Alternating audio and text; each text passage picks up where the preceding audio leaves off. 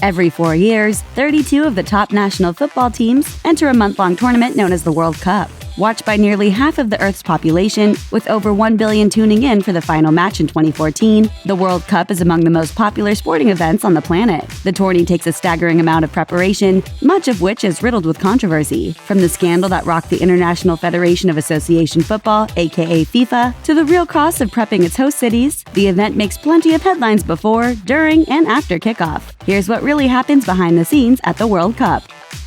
Red cards for FIFA brass.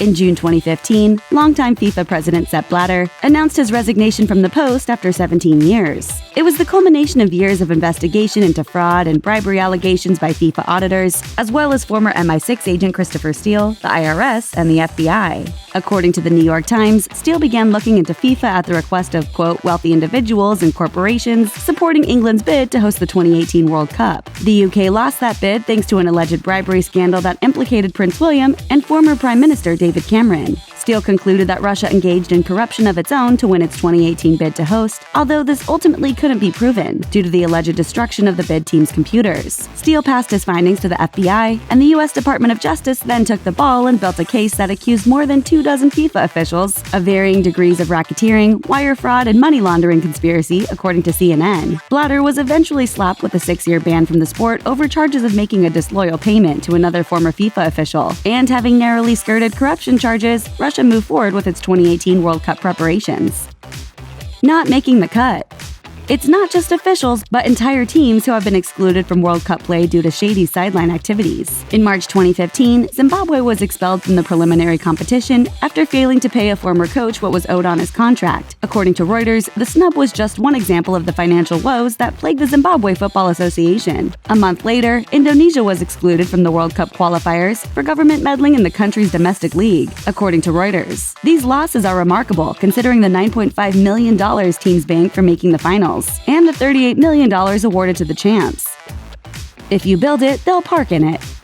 According to NBC News, 2002 host countries Japan and South Korea both reported a boost in their overall economies post-Cup. South Korea claimed an estimated $4.1 billion in direct and $15.1 billion in indirect economic benefits thanks to its hosting stint, but Russia's aiming much higher. According to ESPN, the nation is expecting a $31 billion return on its staggering $11 billion price tag as host of the 2018 tournament. That may sound like a worthy investment, but as NPR reported, a $550 million stadium built by Brazil in 2014 is now a parking lot for buses.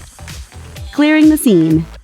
It should come as no surprise that the efforts of host nations to stage such an event are shrouded in controversy. Al Jazeera reported that 250,000 people were allegedly forcefully removed from their houses or threatened with eviction to make way for stadium projects ahead of Brazil's World Cup in 2014. And Russia allegedly embarked on a campaign of stray dog genocide before the 2018 World Cup. According to The Telegraph, a Russian official said, "There shouldn't be any stray animals, they should be destroyed, and that's it." The Sun also published unconfirmed reports of homeless people being rounded up and placed into former army camps away from tournament venues. But unfortunately, it gets worse. Pulling off Qatar 2022. According to a March 2015 report by The Independent, a force of approximately 1.5 million migrant laborers are living and working in inhumane conditions to get the country overhauled in time for the 2022 Qatar World Cup. Long hours, dangerous work sites, and squalid living conditions become unbearable under Qatar's kafala labor system, which prevents migrant workers from going home without their employer's permission, so they can't even quit. As a result, the BBC reported more than 1,000 workers have already died working on World Cup-related projects. That number is expected to exceed 4,000, according to an estimate by the International Trade Union Confederation. But there are more positive results of the heated international tournament. Pulling the goalkeeper.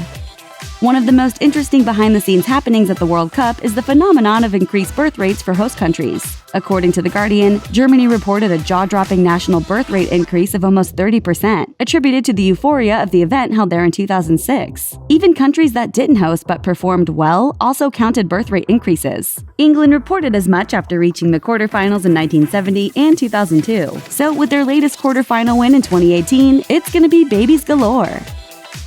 Nobody touches Viking pride. The Nordic nation of Iceland has every reason to be excited for the 2018 World Cup. After all, this marks the first time it's qualified for the tournament. And according to The Guardian, it's also the smallest nation to ever qualify for a World Cup. Perhaps unsurprisingly then, a jaw-dropping 20% of the country's entire population, around 335,000 soccer diehards, applied for tickets to the World Cup. To put that into perspective, that's like 65 million Americans all going on the same road trip. While Iceland ultimately got knocked out by Croatia in match 40, it's fans like these that make the World Cup something to watch.